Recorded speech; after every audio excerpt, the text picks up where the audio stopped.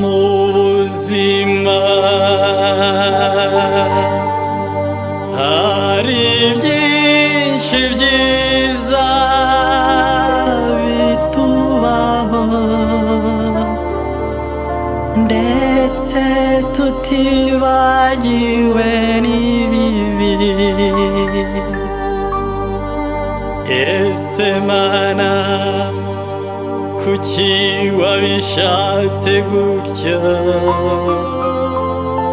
Njye mbona aribwo buzima tugomba kubaho muri iyi si, kandi tukabwakira.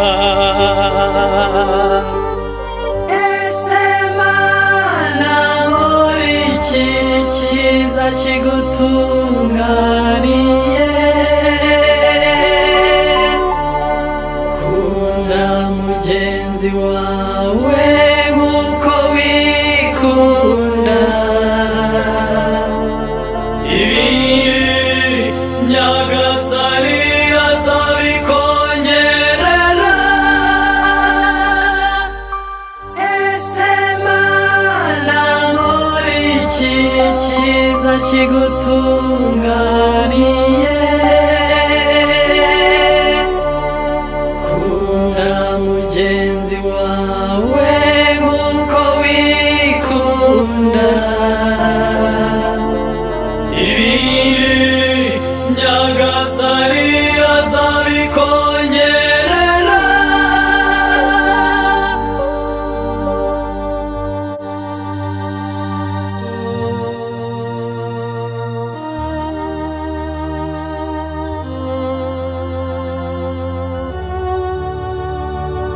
Mugenzi wanjye, ntugacike intege ubitewe n'ibikubabaza. Shikama ukore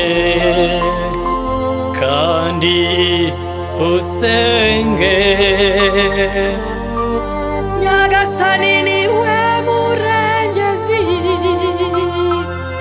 nituza kwazwa isoni kandi tumufite.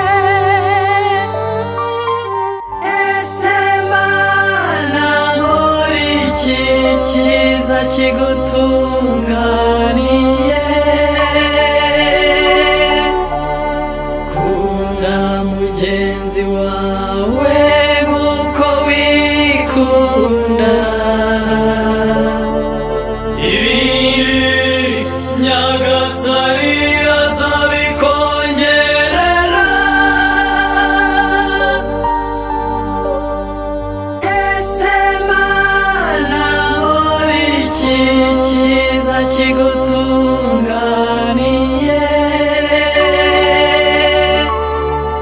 kunda mugenzi wawe nk'uko wikunda. Ibi